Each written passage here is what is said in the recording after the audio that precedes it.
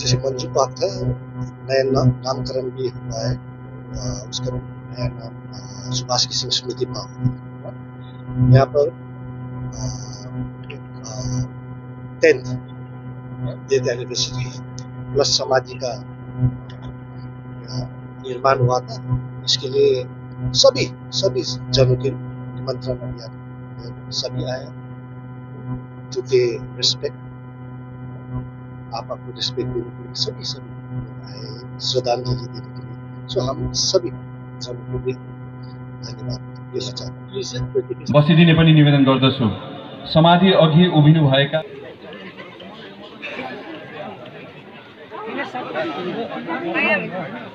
সমাধি তার স্মৃতিসৌধ যাকে বলা হয় তাকে অম্লান রাখতে হবে এবং তাকে অক্ষুণ্ণ রাখতে হবে। সুভাষ ঘিসিংয়ের সাথে আমার প্রায় 30 বছরের সম্পর্ক ছিল। তাকে আমি জানতাম, একসাথে অনেক কাজ করেছি। তাকে বলা যেতে পারে দার্জিলিং পাহাড়ে গণতন্ত্রকে পুনঃপ্রতিষ্ঠা তিনি করেছিলেন এবং তিনি দার্জিলিং পাহাড়ে একটা আলো নিয়ে এসেছিলেন। তিনি সত্যি তাকেই বলা যেতে পারে फादर अफ गोर्खा। हजुरले पनि आफ्नो ठाउँलाई मङ्पुका गायक श्रद्धाञ्जलि स्वरूप र आफ्ना दुई शब्दहरू आत्माको स्मरणमा उहाँलाई श्रद्धाञ्जलि स्वरूप यहाँ पार्टी का लोग अपना लेखिदिने पनि अनुरोध गर्दछु। और मोहन घिसिङ जी जिसका सुभाष जी का बेटा है, वहाँ का सोच है समाधि बनाना, और सुभाष जी का समाधि बनना भी चाहिए था।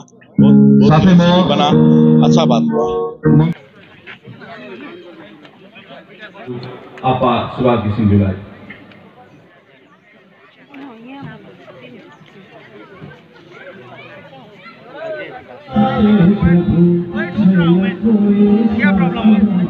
सबैले क्रमबद्ध रूपमा यहाँ अघि डायरी राखिएको छ।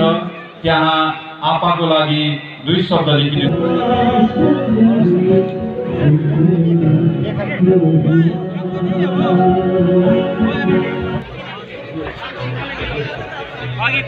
रेश शर्मा र